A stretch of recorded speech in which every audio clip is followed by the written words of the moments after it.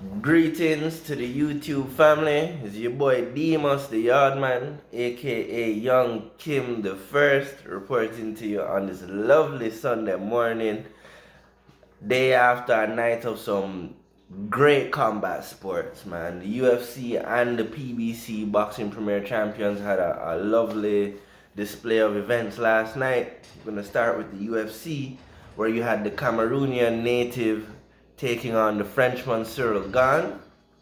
Excellent fight. I know a lot of people would have thought the fight wasn't, as exciting as they wanted to because it's heavyweights. They expect knockouts, but for the purists and those who love the technicality and all those other stuff of the sport of mixed martial arts, from my standpoint, I couldn't have asked for a more complete match. You got a bit of everything: striking, ground game, little jiu-jitsu, everything. Like I said, I had Cyril Gane to win that fight, but they gave it to Francis Ngannou, and I'm not mad at that. I personally scored it 3-2 to Ngannou. I had Gane winning the first 2 rounds. Not clear cut, but he controlled everything he needed to control to get the nod for those first 2 rounds. The third and the fourth round, Ngannou won, and it was clear as day. I wouldn't give it a 10-8 round, but as clear as day. Francis Ngannou definitely won the third and the fourth, and the fifth was a pick'em. It's whoever, whichever style you like more. But I could understand why you would give that one to Francis. He controlled the pace, he controlled the aggression, he did everything right. And 2 judges scored it like me, 3-2. One judge scored it 4-1. I think it's a little harsh, but I'm not mad at that at all. So that was the main event for the UFC, and we're gonna go on to my favorite sport now, the pugilistic sport, boxing, where we use these. No need to put your feet on another man.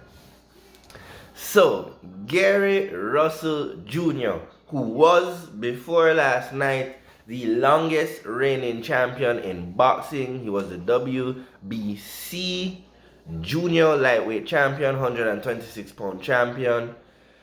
He did disclose to us before the fight that he had an injury, but he did not want to say what it was to keep competitive advantage at bay and all of that sort of stuff.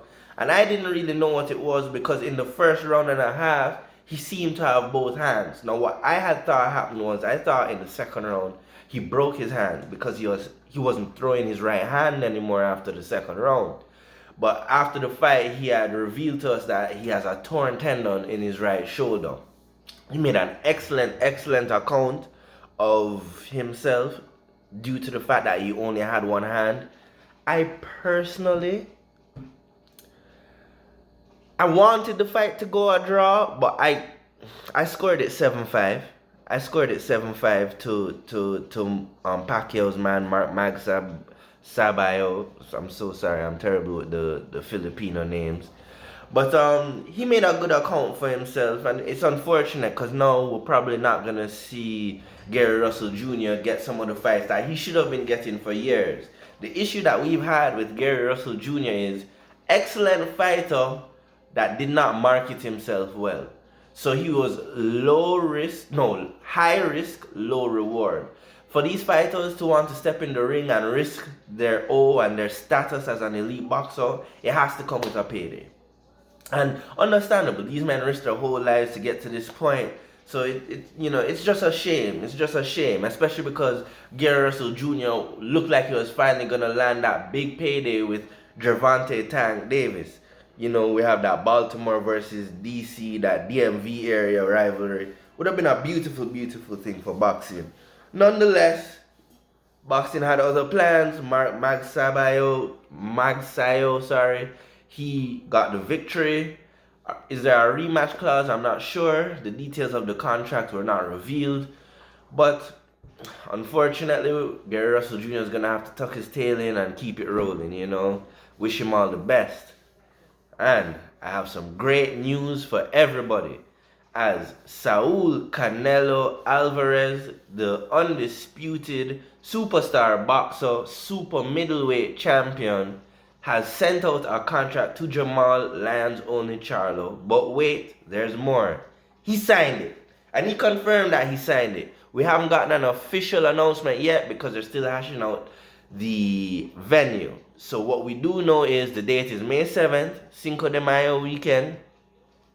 And they're looking at either the T-Mobile Arena in the MGM Grand of Las Vegas, or they're going to go to the Dallas Cowboys Stadium in Arlington, Texas.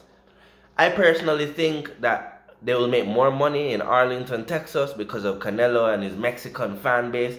Also, Jamal Lanzoni Charlo is just down the road from Houston, Texas. Massive, massive, massive fight. It's going to be a good one. And we're going to have to start giving Canelo his props because this is not a fight he had to take. We know he's chasing history. He wanted to fight Makabu for the Cruiserweight Championship of the world. But Makabu's mandatory did not want to take step aside money, which I found surprising because we know Canelo's chasing history, so much so that he said, we don't care how much money Makabu wants. Give him whatever he wants if we can afford it. You know, and I'm sure it would have been the same for the fellow who was to take step aside money. But he opted not to, and you know, that's respectable in its own way. So Canelo had to make a choice, and he could have fought Joe Smith Jr., another champion, but he said no. He's listening to the fans now. There are two people we've been asking him to fight for the past 5 years. That's Jamal Charlo and David Benavidez. And he finally sold Jamal Charlo the contract, something I'm very, very, very happy for. This is going to be his toughest fight since Erislandy Lara. A fight that I actually thought Canelo lost. Close fight, could have gone either way. I thought Erislandy Lara won that fight. This fight's going to be amazing. It's going to be Jamal's first time fighting at super middleweight at 168 pounds. But, you know, these men, they don't go in the ring at their weight, whether they're fighting at 160. They hydrate up 10 plus pounds. So it's gonna be very exciting. I'm very happy. If Canelo wins this fight, everybody, myself included, who has been criticizing him, we're gonna have to take a back seat on that, because this is not a fight he had to take. You know, he went on a European tour. He fought, you know, I think it was Caleb Smith or Liam Smith, one of the Smith brothers. I don't remember which one's in the super middleweight division. Billy Joe and Caleb Plant. Now, Billy Joe Sanders was one I said I know has a talent to beat Canelo. And in that fight, even though the judges had Canelo up at the time of the knockout, which is absolute crap. Billy Joe was winning that fight. Nonetheless, it never went to the scorecards. He suffered a broken orbital bone. Canelo was able to read the slip he's been doing all night and adjusted his right uppercut to hit that orbital bone and broke that. Couldn't come out the corner. Good win. Caleb Plant had nice ability. I knew he was going to make that fight competitive, but we also knew, you know, Canelo's just on another level. This Jamal Charlo is going to be a nice fight. I can't wait for it personally. I can't wait to report more to you guys about this. Until next time, please hit the like button, subscribe, hit the bell notification to get notified when I drop my videos.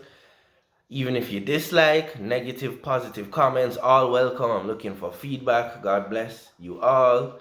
Your boy Demas the Yardman, aka Young Kim the First, out. Blessings.